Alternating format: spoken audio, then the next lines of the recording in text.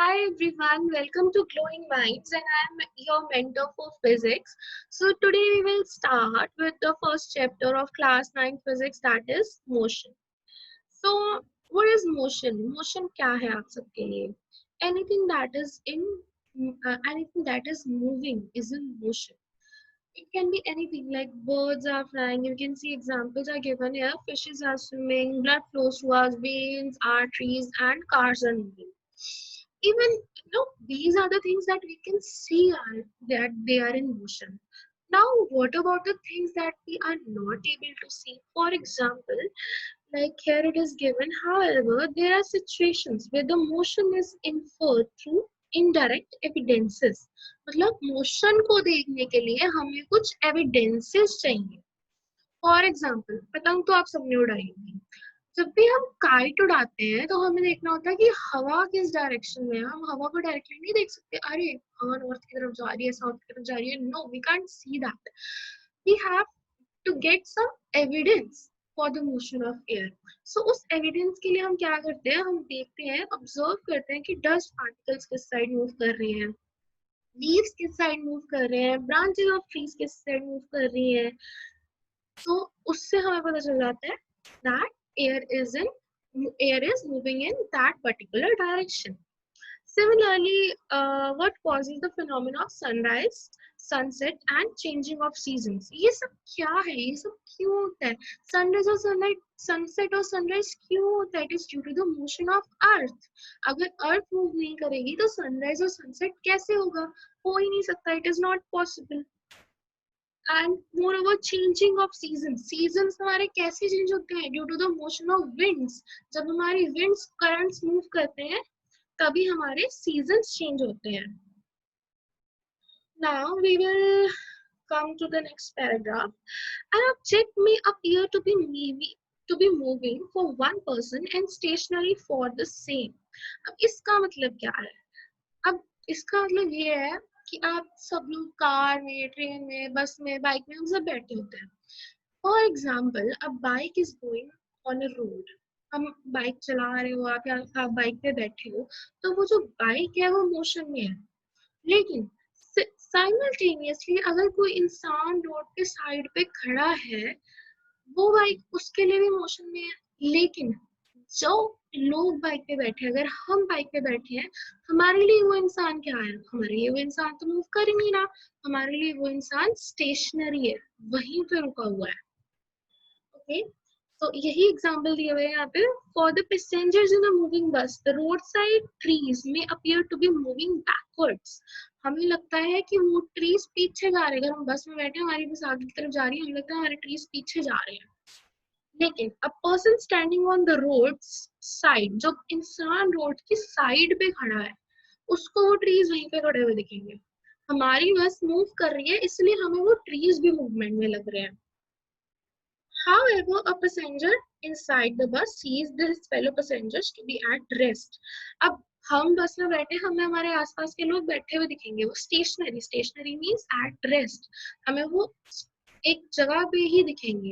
लेकिन अगर कोई इंसान बाहर से देखे, तो बाहर से तो वो पूरी बस को दिखेगा, उससे सारे पैसेंजर्स मूवमेंट में लगेंगे.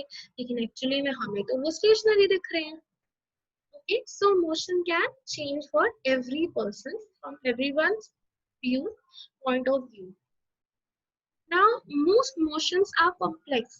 Some objects may move in a straight line, others may take circular paths. Some may rotate and few others may vibrate. Now, अब जरूरी तो नहीं कि हर ऑब्जेक्ट का मोशन सेम हो. अगर हम एक हाईवे पे जा रहे हैं, सीधा सीधा जा रहे हैं, तो हमारी गाड़ी स्ट्रेट लाइन में मूव करेगी. सिमिलरली, अगर हम पहाड़ों पे जा रहे हैं, तो our car will move in circular paths. And अभी वाइब्रेटिंग मोशन किस चीज का होता है? वाइब्रेटिंग मोशन होता है मोस्टली एटम्स के सब एटॉमिक पार्टिकल्स में, like electrons. Electrons vibrate to emit energy. Now, there may be situations involving combination of these motions. अब ऐसी सिचुएशन कहाँ आती है कि इन मोशंस का कॉम्बिनेशन. फॉर एग्जाम्पल, हम रोड पे जा रहे हैं, वहां पे स्पीड ब्रेकर आ गए. अब रोड पे तो हम स्ट्रेट जा रहे हैं, मतलब it is a straight line motion. लेकिन स्पीड ब्रेकर्स आने से क्या होता है कि हम वाइब्रेट करने लगती है हमारी car, starts jumping, it starts vibrating. So it is a combination of two motions, that is vibrating motion and a straight line motion. So इस चैप्टर में हम लर्न करेंगे about motions, motions of object along straight line, motions of object around circular paths and everything. So let's get started with the next paragraph, that is describing motion. We describe the location of an object by specifying a reference point. Let us understand with an example. तो हम example देखते हैं अभी क्या है. इस line का मैं आपको मतलब समझा देती हूँ कि हम किसी भी ऑब्जेक्ट की लोकेशन एक रेफरेंस पॉइंट से देखते हैं.